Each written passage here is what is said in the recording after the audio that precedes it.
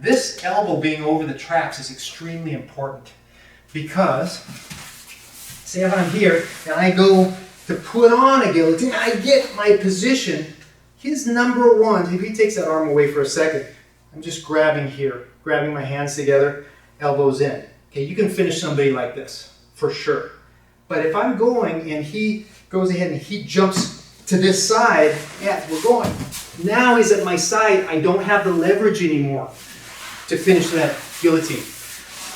See, the number one counter for guillotine is not grabbing the arm, doing this and that. Actually, it's your shoulder. It's your shoulder pressing in. If we go here, we switch. If Israel's on his back, go here.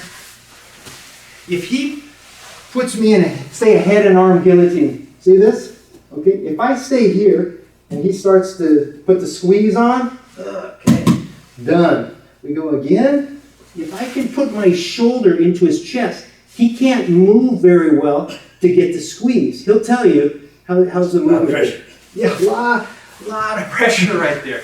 Hard to move. Same on like a regular. If I'm here, say we're on our knees, and he gets a guillotine on me, right? From right there, that's bad news, right?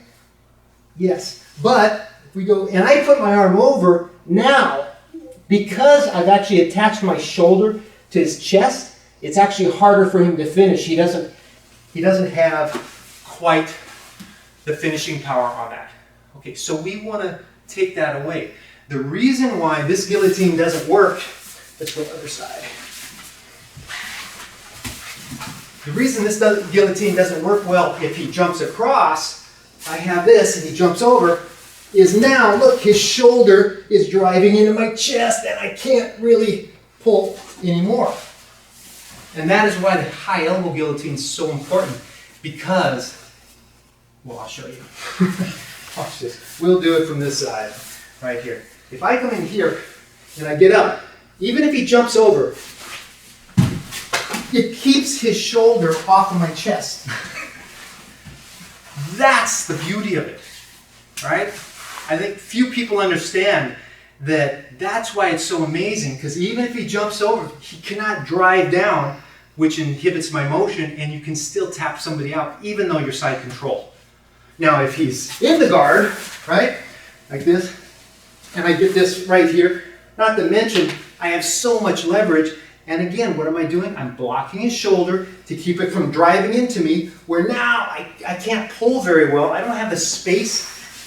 When I come up with my arm, his shoulder is actually blocking my ability to raise my arm. So that high elbow is incredibly important to work on, and it takes a while, because I know myself, at first, for a long time, I was doing this. Like, oh, I guess I just don't have the flexibility to get my forearm over there. I guess I'm too old, or whatever. And then it's like, oh, I gotta drop. Oh, okay, it's not this. Like we talked about, it's this. Now it goes over pretty easily. So work that high elbow guillotine. And again, we don't have time to go into all the setups and this, and when he rolls, you just follow him. But just remember the concept for offense and for defense. When you're countering, shoulder pressure, you just pin the person where he is. Difficult for them to finish that guillotine. That's why the high elbow works so well. It stops the shoulder pressure. One more guillotine idea here. Just have this one in your arsenal. This is the strongest guillotine you can have. And when I say strongest, that means it's the maximum constriction. So if you get somebody that does have a big, strong neck, like what Israel here, if your technique is off, it's just not going to be effective. So for example, if I go here, again, say from right here, see I'm not jumping to go. See if we do a guillotine, regular guillotine, if I go here, this is the old style guillotine. If I can come in, I can pull a guard and get on my side and extend him away with my legs, you can do it. Okay? But from here, I get this position again, lining my elbow, the crook of the elbow up with this trachea, dropping my shoulder and getting that position. From right here, as good as the high elbow guillotine is, and as useful as it is, if you're in the position, if you can switch your grip and push your hands together. So from here, I'm going to rotate my hands in, put my hands together. So it's like clapping, just hands together here, okay? Remember, gable grip.